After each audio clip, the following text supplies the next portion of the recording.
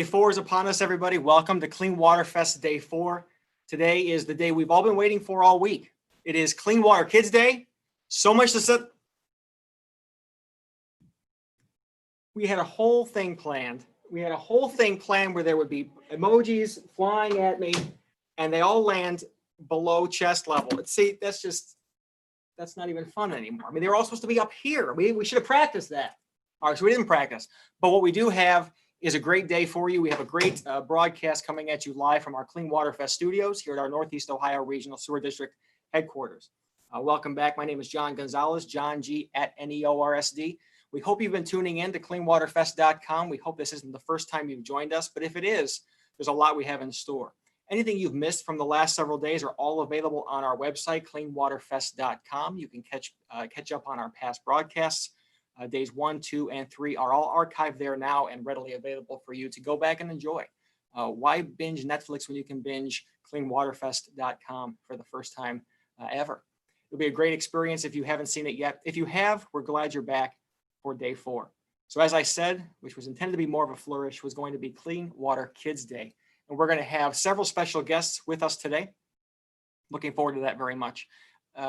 If you have seen us in past days, you saw us take a tour of the lab.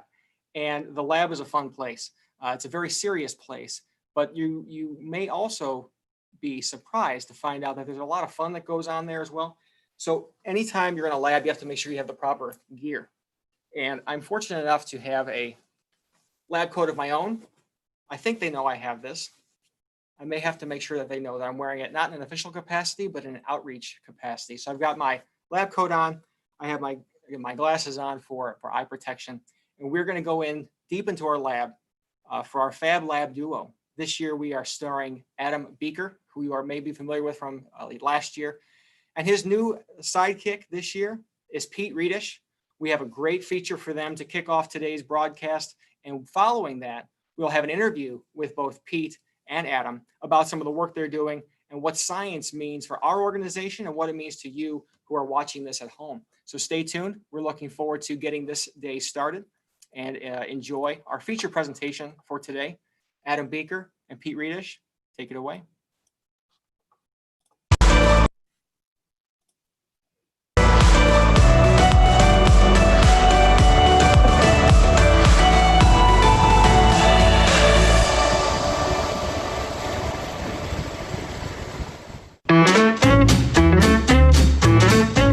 Oh, hi. It's your old friend, Adam Beaker. Today, here I'm at the Northeast Ohio Regional Sewer District's lab. I'm here to visit my friend Pete Reedish, and we're going to do some fun science experiments. So, let's roll.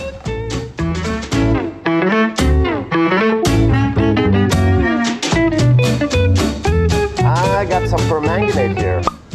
We use this at the water treatment plants to do really cool stuff. It's a really awesome oxidizer. It's actually a redox reaction where one chemical compound loses some electrons and another one gains some. And in that process, new compounds are formed. And the cool thing is we can actually see all the steps of when it's losing these electrons, because it does it 2 times actually. 2 times? And each time it will have a different color. Let's do this. Okay, it's purple. Purple. Now it's blue. It's blue. Now it's green. Now I said it was going to do it twice, right? Uh-huh. So it's green now. Okay. But for this one you need to be a little more patient. It's turning from manganate to manganese dioxide now. Okay. And manganese dioxide is a solid and it's like brownish. Mm-hmm. But because the solid particles are so small, they'll actually make the water look yellowish. Okay, yeah, I can start to see it now.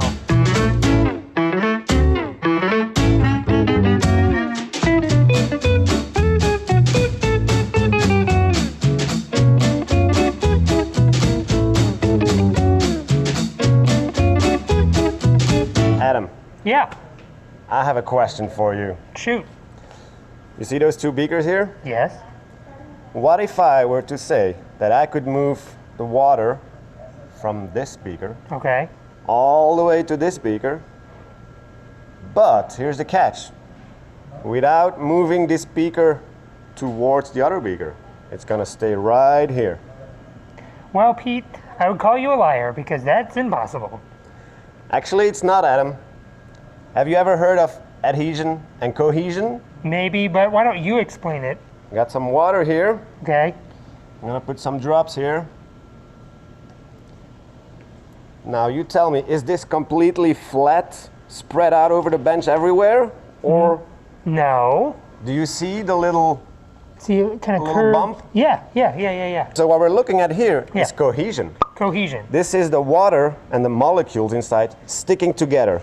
So is that like when I jump out of a pool, I still have water on me because it's sticking together?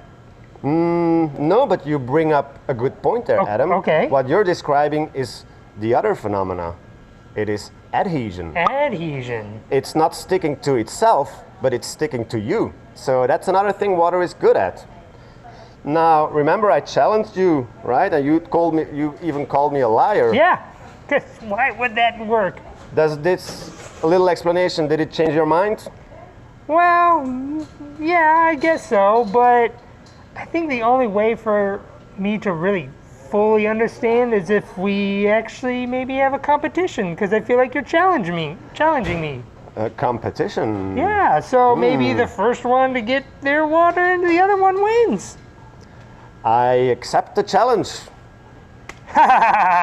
3, 2, 1, go. Start pouring. Holy crap, it's working. Look at that. Adhesion and cohesion at work, my friends. One would think it would fall off the yarn, but it doesn't. Through the force of adhesion, water sticks to the yarn. Through the force of cohesion, any extra water we add sticks to itself and can travel along the yarn all the way across the beaker. Look at that. My cup is filling up. So Pete, how would this kind of relate to anything that we do here at the district?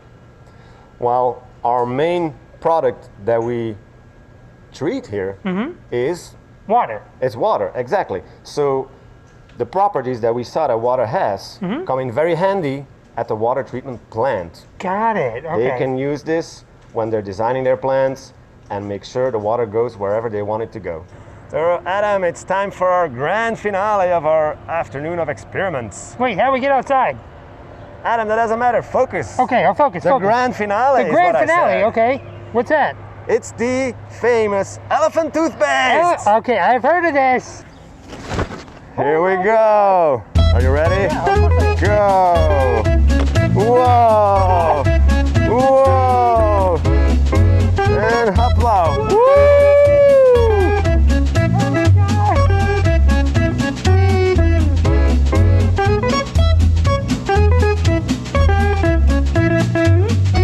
Yeah, science rules.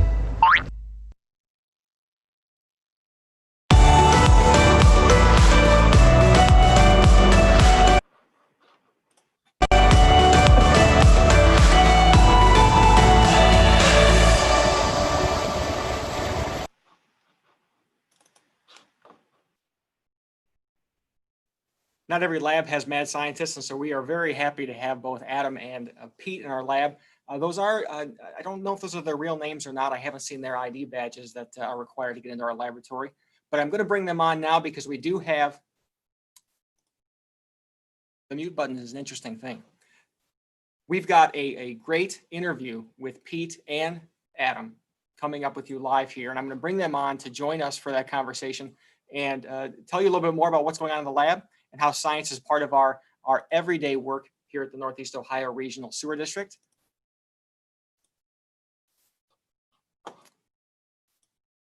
And Adam and Pete are just joining us now. And Patrick, I believe you are Adam Beaker. And so we'll bring both of you on here momentarily and get your cameras up and running. Glad to have you. Patrick is here. He is the one and only Adam Beaker. And Pete Reedish is coming on scene now. And you can tell which is the real scientist and which is the one who is helping to get the science into the hands of you, the viewer, and helping you see what's going on here. So Patrick and Pete, Jeroen is Pete Reedish, Jeroen, and he works in our laboratory. Adam Beaker, who is also known as Patrick Gibbony, he works in our human resources department. And this duo here is here to tell you a lot about what we're doing in the lab and also what we're doing across the organization to be able to bring this science into the hands of kids, of adults, to get to know more about the work we do. Pete, let me start with you. First of all, is the bow tie part of your PPE? Is it officially offered by the district, or is that yours personally? It is not yet. Okay. I might work on a petition to add that to it, though. I would sign that, and we may be able to know somebody in human resources to move that along. So looking forward to that. I want to talk about, obviously, science is our focus today, and I want to talk about your background, Pete. Jeroen, as your real name is. Tell me a bit about where you came from. Where's your science background? I'm from Belgium, so I studied in Belgium. I started off with a bachelor in chemistry, and I did that because I was very interested in biotechnology, anything that has to do with genetics. So I was studying chemistry to get there, but along the way, I realized there was something as environmental sciences, and it was all based on my bachelor in chemistry. So I took a side road to environmental sciences and started studying chemistry, specialized in soil treatment, water treatment, air treatment, any kind of environmental pollutants. So that's what got me into the environmental sciences. And I'm glad you told that story, because as we learned just a couple days ago, as we heard from Cheryl in our lab, if you missed day 2, you can go back and check out day 2's broadcast. Cheryl Soltis-Muth talked about the variety of sciences that are represented in our lab, and several of the ones Pete just mentioned are also represented in our laboratory. Adam Beaker, also known as Patrick Ebony, you don't have a science background, but you've got a background in human resources and relationships.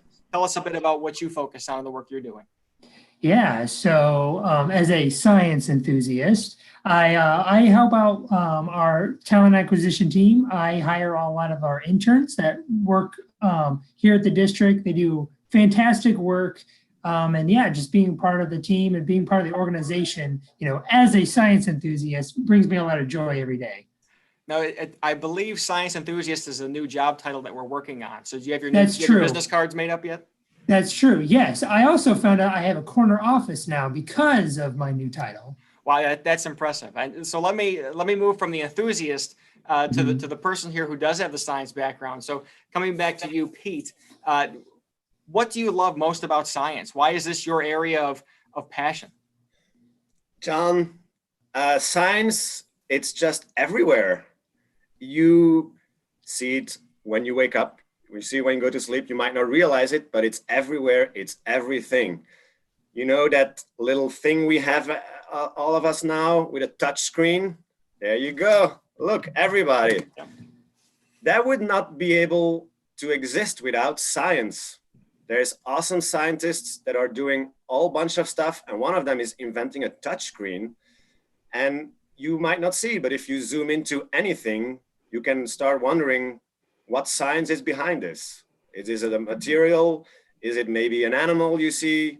It's all science, so it's just everywhere, and that's what's so fascinating about it. So like Adam says, there's a lot to be excited about, and certainly a lot to be enthusiastic about. I love to see the energy. I love it watching that feature video. You can also find that on cleanwaterfest.com if you want to pull that out and share that with friends. That video really conveys a sense of excitement that you have for the job. I'm guessing those types of experiments aren't happening around you in the lab every day. How do you keep your job exciting, and how does it keep you motivated to get the job done every day? Well, the thing we're working on here, all of us at the district, is water. At the district specifically, we're making sure the water goes back to Lake Erie in a decent, clean state. And water, it's the gold of the future, John. It's just so important to us. I mean, I'm sure all the kids watching now love swimming in the summer. They get thirsty also, and they want to drink. And that's the other part, drinking water. It's taking even a step further. So that alone, knowing that we exist of 75% water, that we need it every day to bathe, to drink, for leisure, it's just so amazing that we're making all of that possible. And so, Patrick, coming back to you and the work you do, what keeps you motivated every day? What helps you focus on and keep you enthusiastic on the work that we do to keep our Great Lake great? Yeah, so what I have an interesting perspective where I get to bring in the people that do the daily things that we do every single day, every single or 365, 24/7 operation. So I get to find those people that want to contribute to something bigger bigger than themselves, and also like have a sense of community pride and giving back, and finding that right person to bring in here. I love meeting new people, and that gets me so excited, because when I go out into the community at recruiting events or visiting colleges, I feel like I'm a representative not to the district, but also to the city of Cleveland. So, and Northeast Ohio. So I get to like show, how cool, the district is, but also how cool Northeast Ohio really is. And then also, John, I wanted to mention those experiments that me and Pete did. I do those at my desk all the time. So, Is that why we're always getting calls from our cleanup team downstairs? Yes, it is. There's always a lot of stuff going on. Now it's answering so many questions for me. Yeah. And so let me ask this. I want to come back to you, Pete. Who has been an inspiration to you in the past? Do you have inspirations that have led you to, I don't think Adam's the inspiration, but you have people who have inspired you to get into this area of science, or really, is it just science itself that has really kept you curious and kept you motivated to stay on the path you're on? Initially, it was science itself that I was so fascinated about, but now as a scientific professional, I've worked with a lot of other scientists, and among them, Adam Beaker, of course, at the top of the list. But if I go look at a more scientific approach, I am thinking of the lab directors that I've been working with, and further than that, the other people working in the lab. But I'm especially amazed every time by lab directors, because they not only need to know everything about the science part of it, but there is a regulation part of it too, where the law comes into place. And on top of all that, there is our community that we're tied into. So it is amazing to see what they need to know to make sure everything that needs to be done is done in a way that is correct to ensure the safety of people, like I said, using the water for leisure or for drinking. And so as Pete's talking about, if you're watching this today, if you haven't seen our past broadcasts leading up to today's broadcast, I definitely encourage you to go back and check those out, because they really do capture the personalities, the skills, the talents, the passions that our team has. And we're happy to be able to tell that story with you and help you understand where our work is really affecting you all around your area, no matter where you live, no matter what you're doing. This type of work affects you. Adam, if we come back to you, Patrick, do you have people who have inspired you to be enthusiastic about the work that you're doing? Yeah, first and foremost, it's Wally Waldrop. He's my number one inspiration. I would think that makes sense. Yeah. So, what was the question again? Sorry, I get so excited thinking about Wally. I know you should, but the question is, do you have inspiration, the people that you look up to as you have come into the work that you're doing right now?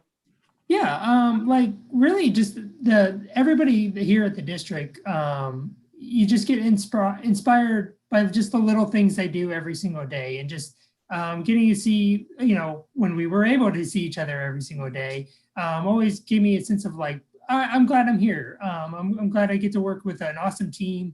There's some really amazing people that work here at the district that do amazing things every single day that don't really get recognized, but that's okay, because we're kind of more behind the scenes utility, but making sure that what we do every single day helps the community run and move forward. And I think that's a big part of like Northeast Ohio is moving forward. And I think we get to be a big part of that.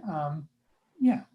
So let me ask you that follow up, and then I'll move to Pete. So you, in the work that you do, you have a lot of conversation with high school students, college students who are trying to figure out what they want to do, where they want to go, what fields interest them, where they want to be able to spend their time, and what they can call a career. What message do you have for them if they're a college student or a high school student who may be watching this as part of an assignment, or just tuning in because they may have seen us on Twitter or Facebook? What message do you have for them? Yeah, so I would just say, just remain curious when you're thinking about what you want to do and your career. Think about like just what do you actually want to do. If it's helping someone, then start testing out new things. I think just being a curious person and that kind of goes with science. Science often, as a science enthusiast, I'm often curious on what I can do. So remaining curious, always learning, being a lifelong student, not just in school, but in life, just continue to, try to improve and try to figure out what we're all doing, so without getting too philosophical, but yeah, what we're kind of all doing here.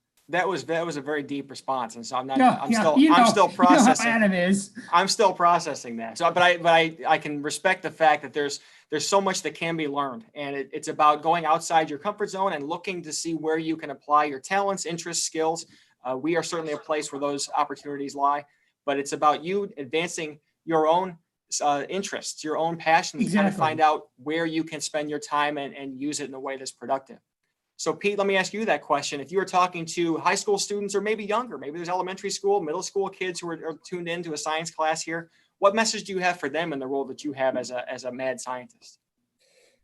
I agree with Adam. Be curious. That was the first thing that popped into my mind. And to elaborate on that, any age, but especially when kids are super young, they're really good at asking questions. Why? I'm sure any parent with a 5-year-old or younger even knows this, but that's a good thing. Be curious, be bold, ask questions, and follow your passion. If you're interested in something, you might not be good at it yet, but if you're interested, you can do it. You will learn, you'll ask questions, you'll find out more, and you'll get good at it. And if you are passionate, you'll get really good at it, and you'll have a really, really fun life that is fulfilling because you are curious, you want to find out stuff, and you'll get answers. Be curious, be bold, and ask questions. I think those are good recommendations for anybody, whether you're looking for a career or just trying to go ahead and start your day. I would support those in all aspects. Adam and Pete, I want to thank you for joining us. Let me follow up before we transition to our next segment for the day. We've got a couple different recipes for some of the experiments that were conducted here on video, plus a few others on our website, cleanwaterfest.com. So check that out. Don't miss it. Pete, can I keep this? I might need your authorization. Can I keep this jacket, or do I have to turn it back to the supervisor? On one condition, if you sign my petition to add the bow tie to the PPE lists. I'll come down and meet you. I will make sure that happens today. I'll have my mask on and we'll sign that off. Adam, you were going to say something? Hey, John, I believe that is my lab coat. I was looking all over. I had to grab my other one. I think that's my. Yeah. The weird thing is, Adam, I think your connection's bad. Yeah. You forgot it in the lab. Oh, see, okay. I was going to say I don't appreciate having dispersions cast in my direction. I think this was rightfully mine. As a science enthusiast, I was curious on where my lab coat, ended up at. Well, it's not surprising that the real scientist among us is the one to figure out what the truth is and came to the heart of that. So with that, I'm going to transition now. I want to thank both Adam Beaker, who is our own Patrick Gibney, and Pete Reedish, who is our own Jeroen Ben Ecker. And so it's great to have you both here in character, in person, and we appreciate your time this afternoon. We look forward to talking with you again. We are going to be taking you to the next segment for today, and we are going to be making sure that everyone here has a chance to see a little bit more about what work goes on and how we go about the work, not only in science, but to make sure that you've got an opportunity to see where you fit in that water cycle. We shared some of this information earlier in the week. We look forward to bringing a few of our experts back. We're going to talk to Jessica and we're going to talk to Ebony and bring them back for a few minutes to talk a bit more about how we reach out to kids, what that outreach looks like in today's environment, what it used to look like before COVID, but how we're looking to move forward and stay connected with the people who need to learn about this work, because our water work, our clean water work affects everybody every day. So we're going to move on and transition here momentarily. Stay tuned. We'll be right back with you momentarily.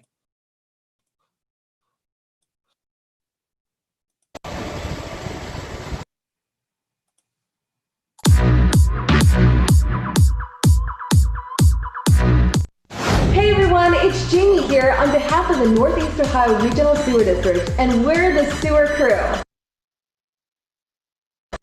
Did you know that the water that you see flowing from the sink or down the toilet is treated by the Northeast Ohio Regional Sewer District and returned back to the environment safely? That's what we do. This is our friend Wally Waterdrop. He's part of the urban water cycle that helps clean our water, making it safe for us to use every day. Over the next few minutes, we're going to share some trivia, helpful tips to keep our water clean, and ways to help make a difference for years to come. It's easy, and we can all play a part in keeping our water clean. So, let's dive right in. Did you know one of Cleveland's oldest sewers was built in 1873 and is still in use today? Now you know. Tip number 1. In the greater Cleveland area, we live and work in a watershed that flows to Lake Erie. In our daily lives, we use many products that contain chemicals that may be hazardous to the environment. Examples include cleaners, polishes, antifreeze, used motor oil, pesticides, batteries, paints, paint thinners, furniture strippers, mercury thermometers, and other products. The hazards increase when these products are improperly used or discarded. The toilet is not a trash can. Help us keep the environment safe for years to come by recycling and disposing of products in the proper way. Find out more ways at neorsd.org/healthyhome. Did you know that dog droppings can impact our groundwater, streams, and lake? Now you know. Tip number 2. It's true. Dogs play an important role in keeping our water clean too. When it rains, bacteria from doggy dew can soak into groundwater or be carried by rainwater to storm sewers, which carry the flow to nearby streams.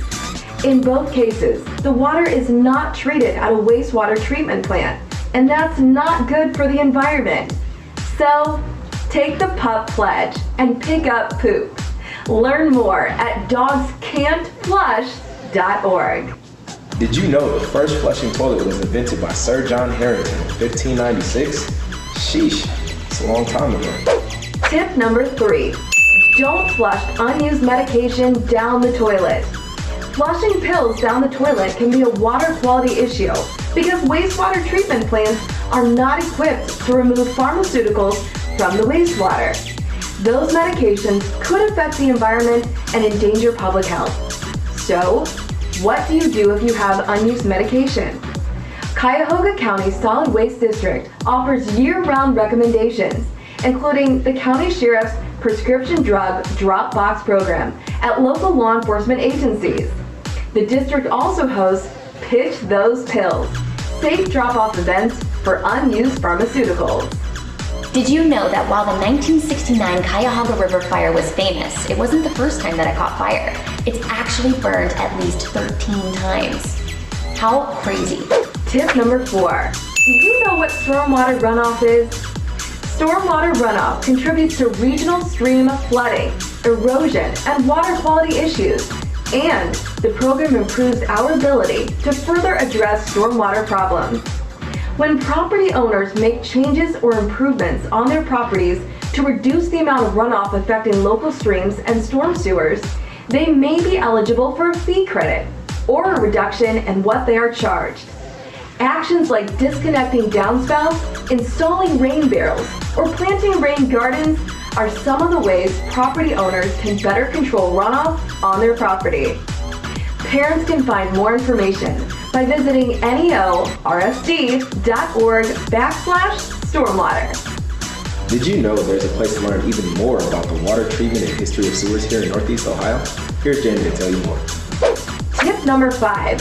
That's right.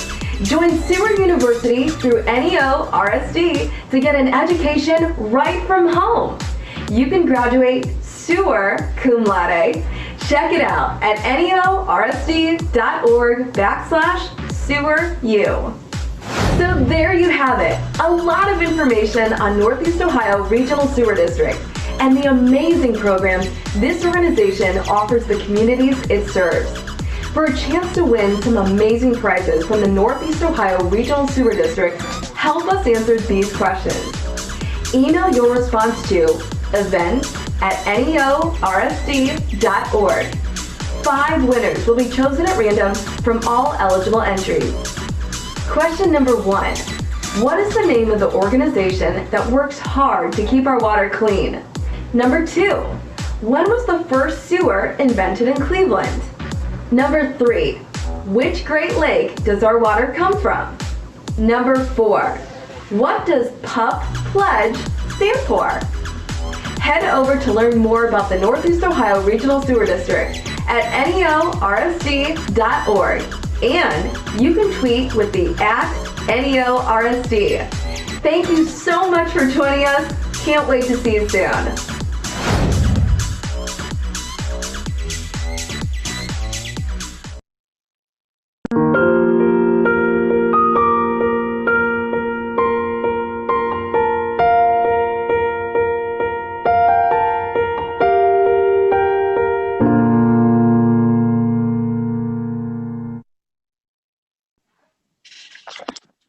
Thank you, Adam and Pete, for showing us the ways in which science is around us every day.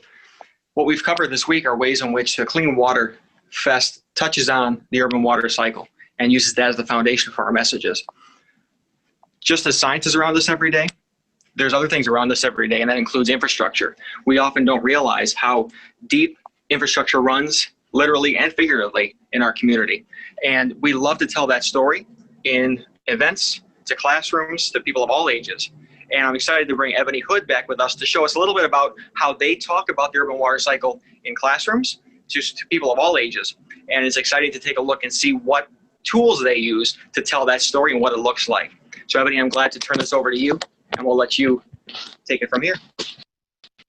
Great. So today we have set up 2 separate models we're going to talk about that kind of summarizes the urban water cycle.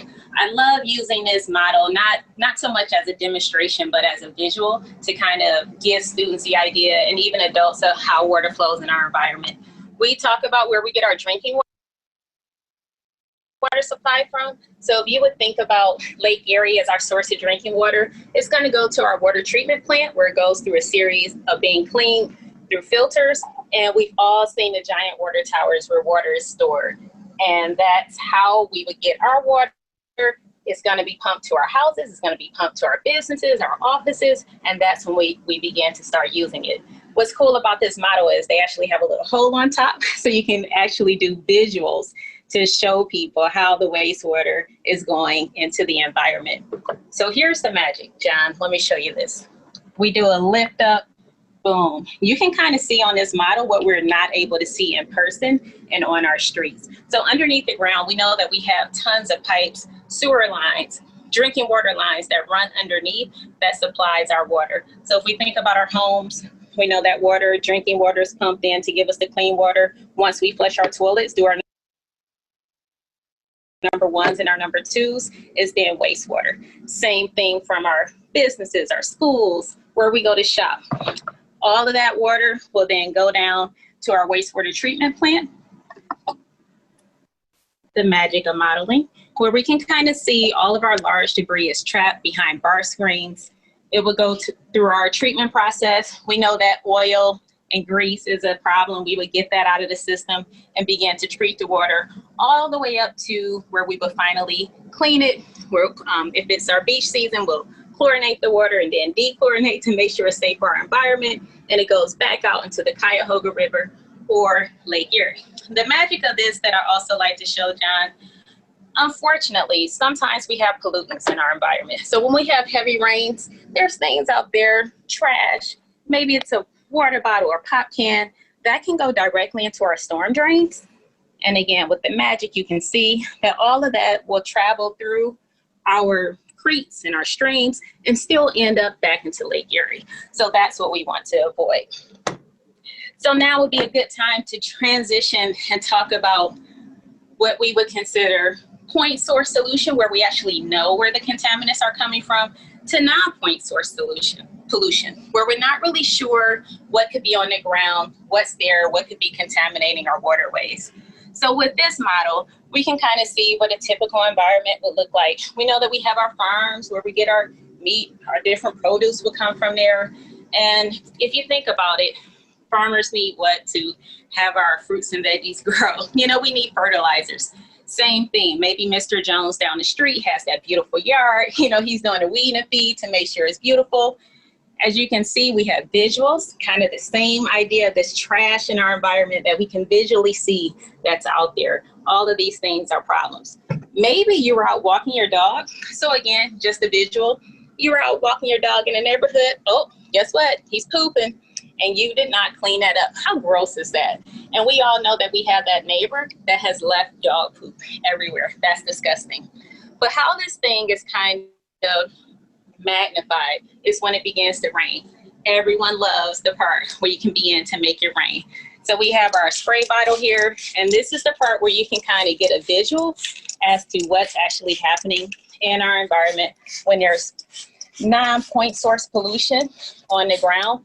The rain kind of magnifies this, and you can kind of see what it's looking like. And all of that runoff, all of that pollution goes into our waterways and makes a giant mess in Lake Erie or into the Cuyahoga River and all of our tributaries. So that's not something that we want to have. So again, you can visually see how important it is to make sure that we do our part to make sure our environment is clean. Who wants to go into Lake Erie when it's looking like that with all of the runoff? So typically, we can't really see runoff unless it's maybe like oil leaking from a car, maybe some type of truck had a spill, you know, oil, petroleum spill, and you can visually see like a huge amount. But most of the time, these are subtle things that are happening in our environment, and they build up over time in order to create this pollution. So a lot of people will ask us after they see the visual, they're like, well, what can we do? How can we help? And I'm like, glad you asked that question. So the simplest thing we can do is basically pick up trash. So there's river sweeps going on in our environment where you can actually go, you can do cleanups at the beach to make sure that trash is picked up out of our environment. You do not have to weed and feed your yard. You can let nature just do its thing. If you are in agriculture and you're looking for ways to mitigate things, you can have vegetated strips. So again, this is a model, but you can have vegetated strips that you can put in place that will actually be a natural filter to keep the toxins out of our water supply. There's also constructed wetlands. So if you think about all of our stormwater projects through Project Pink Lake, we're actually capturing like stormwater before it goes out into the environment. A wetland would be like a natural feature or a man-made feature that can work in a similar way. So these are all the different ways that we can work together to make sure that we keep our environment clean. You don't want to have cars with leaking oil. Just make sure you do your part. Make sure you keep what would be a good dog's name, Gunner, you know, Wufe. Make sure you keep your little pet's poop in a baggie and in the trash. That's not something we want to have going into our environment, because who wants to swim with poop when you're at Lake Erie Beach?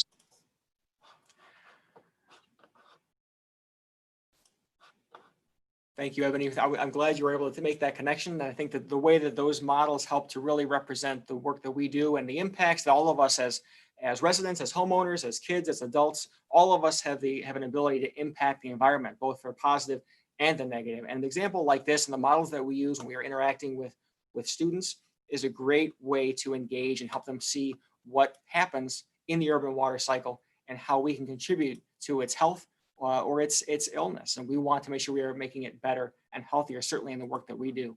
I want to bring Jessica Schutte back into the conversation. She joined Ebony earlier in the week for our day one broadcast to really set the stage for what the urban water cycle is all about. So I'm glad to have Jessica back with us this afternoon for today's broadcast, following up on a lot of the outreach that was talked about in Ebony's walkthrough. So Jessica, thank you again for joining us again. Hey, John G, glad to be here.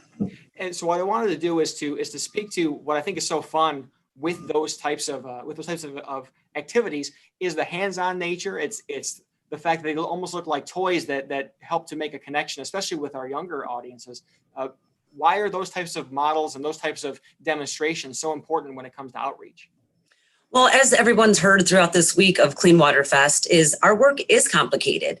It's kind of hard to understand, so we have to find a way to bring it to an age level that's appropriate for all of our audiences. So for our younger kids, our preschoolers, our elementary kids, we want them to understand our work, get our messaging, but have fun with it too. And who doesn't have fun with poop emojis?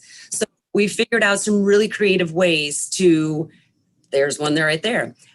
We found out some really creative ways in how to have children and kids understand and keep that love for science, get excited about it, and want to keep going with it. As our mad scientist said earlier, we love science. We want kids to continue to love science as well. So anything that we can do on an outreach level is really important for us. As you mentioned, we have audiences of all ages, audiences of all interests, and we have ways of bringing this information to them and relating to them wherever they are. Are there questions that are common amongst all audiences, or do you really have pockets of questions based on the age of the group you're speaking to or the size of the group you're speaking to? What are some things that those questions may be in common, and what are some specific ones you get from a lot of the places you go to talk? We get, all various types of questions. We have our younger folks, our kindergartners, our preschoolers, and they're very curious as to where it goes. So a lot of times if we're in the classrooms, we open up underneath the sinks and show them the pipes, and then they get that visual. So we try to use as much resources as we can that they understand so they can get that messaging. As we get into the older groups, we try to hone in on more career-based, so we can allow them to know that we have various careers offered at the sewer district. And then they also get excited about the science part of it, the lab, and a lot of surprised to see how many jobs we offer at the sewer district, and the vast amount of work that we do, not just in one area but multiple areas throughout Northeast Ohio. And the more conversations we can have with students about the work we do, and the more interested and enthusiastic we can help them to be, it helps them to have conversations with their parents, with their friends, and if we can make it funny, it's even more possible that they will share that and tell that story once again.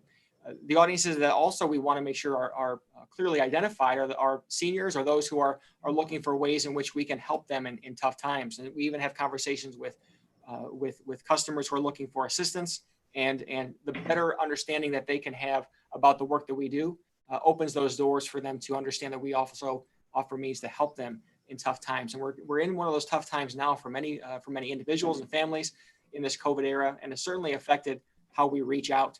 Clean Water Fest this year is online because we recognize that there's a new way that we have to be able to reach our customers. Jessica, can you speak to how COVID has affected our outreach efforts, how we've adapted, and kind of what that looks like in the current work that you're doing?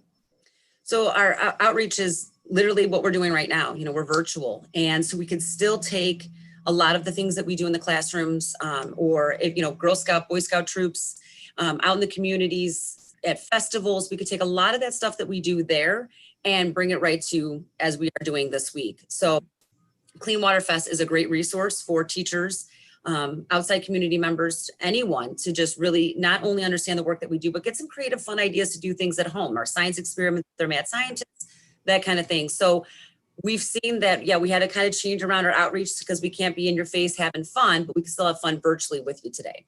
And so what we have learned over the last several months of this, of our current state of affairs, what have we learned about what the future of our outreach might look like? We recognize that we have an obligation to share information with our customers, and part of our service to them is education. So what does education look like from your perspective in terms of what direction we may be going here beyond COVID when things are back to some sense of normality? Well, we still have, we've always had our speakers bureau that folks can ask for information. We have our tour requests that folks can request a tour. And luckily, since we've done all of these virtual videos and stuff, folks can still go to our website, nursd.org, and have a speakers bureau request. That means Ebony and I coming to you virtually in your classrooms or sending links of information. If you want a tour, obviously we can't be hands-on touring right now, but we can do it virtually for you. So we have a lot of resources that will be available on our website for folks to go to see, because, COVID may go away, but, folks may not feel comfortable coming out and about. So luckily we have quite a vast amount of resources virtually to give people that information so they have it and that they still feel comfortable with everything with the social distancing. Yeah, and I think what I like to focus on, and certainly our Speakers Bureau is a way of doing that, is focusing on the resource that we have that in great abundance, and it's passionate employees who know their work, who are respected in the region in terms of our ability to serve and share information.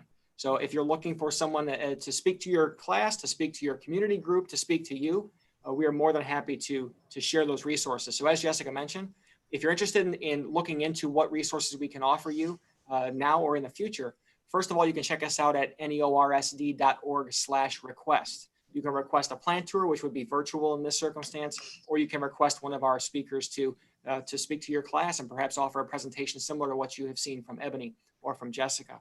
So outside of that, option number 2 is this cleanwaterfest.com resource. If you haven't checked it out, every day's activities feature the videos that we showcase on that day's broadcast, as well as some supplementary resources. So if you go to the day 4 broadcast for today on cleanwaterfest.com, you'll see several different ingredients to have some of these recipes for your own at-home experiments. You'll find downloads that you can print out and share with classes or with your family, and being able to have this conversation in a fun way.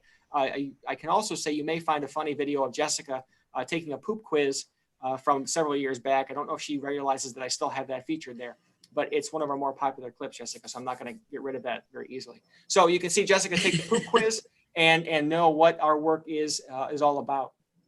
Jessica, I want to thank you for joining us this afternoon and recognize that we still have day 5 ready to go for you tomorrow. Day 5 is our last live broadcast, but if you're watching this archived, day 5 will be archived as well. And so we look forward to that conversation. Tomorrow is what we're calling a field day Friday. And we're going to do a lot of streaming. And streaming is not just a live stream, but actual in the environment stream. We're looking forward to getting a little bit of a closer look at the work that we do in streams and what that looks like in your backyard, in your neighborhood, and being able to better connect and continue to engage you on the topics that matter, certainly for Clean Water Fest and for topics beyond. Jessica, thank you. Thank you to all of our team who's been with us today. Thank you to Adam and to Pete for joining us as well. We hope you'll check out our archive broadcast and all of the features that you've seen this week on cleanwaterfest.com. I'm John G. at NEORSD. So for the Northeast Ohio Regional Sewer District, thank you for joining us, and we will talk to you again tomorrow.